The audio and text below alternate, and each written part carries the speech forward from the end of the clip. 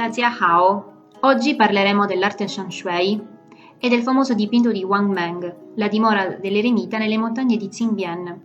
Ma prima di tutto vorrei parlarvi del significato di quest'arte paesaggistica e da dove deriva il termine. L'arte Shan Shui nasce in Cina nel V secolo d.C.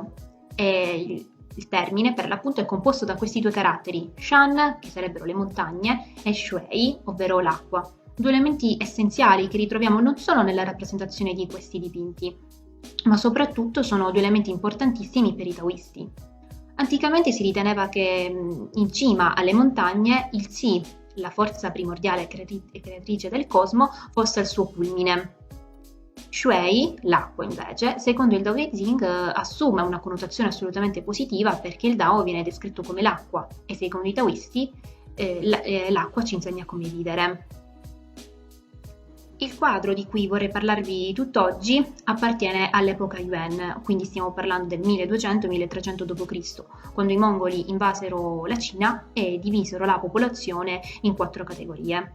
Wang Meng, l'artista di cui parleremo oggi, faceva parte per l'appunto di quest'ultima categoria, quindi dei cinesi, che vennero allontanati da palazzo, dagli esami imperiali e dalla loro vita quotidiana.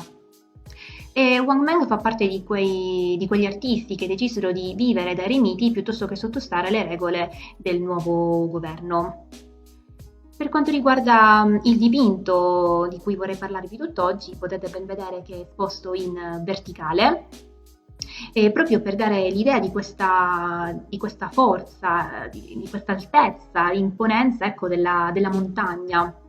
Tra l'altro avrete sicuramente ben notato non solo la forma del dipinto, ma sicuramente che i colori non richiamano i colori naturali di questo paesaggio, come il marrone o il verde. Questo per l'appunto è un'altra tecnica utilizzata da questi artisti, ovvero quella della calligrafia, il metodo utilizzato per scrivere i caratteri cinesi.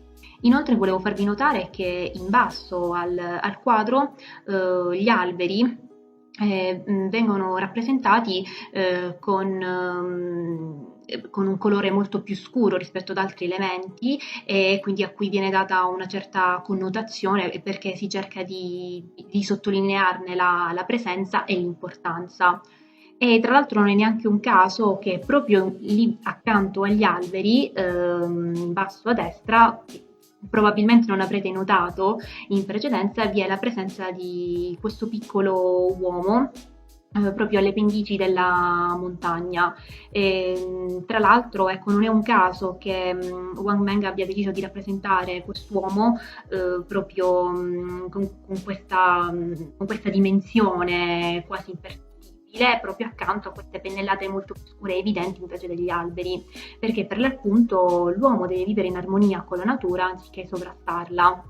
Ecco perché la sua presenza viene quasi vista come invasiva all'interno di questo bellissimo paesaggio naturale.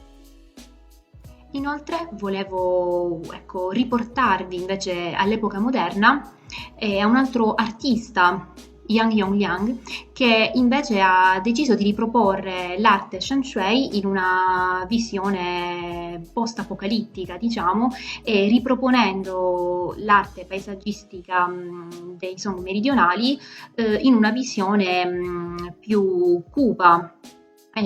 Facendo questo paragone tra la Cina dell'epoca e la Cina moderna.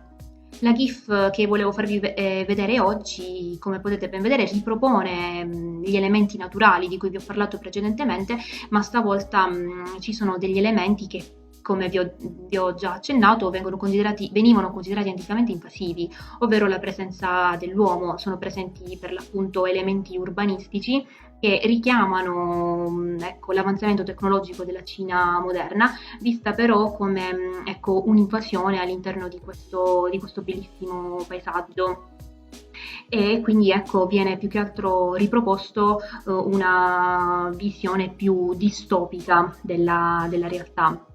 E tra l'altro questa trasposizione dell'arte paesaggistica Shan Shui in questa chiave moderna e distopica è stata utilizzata per una campagna pubblicitaria a favore dell'ecosostenibilità in Cina, nota come Shan Shui Tian. Vi ringrazio per l'attenzione e grazie per l'ascolto. Arrivederci.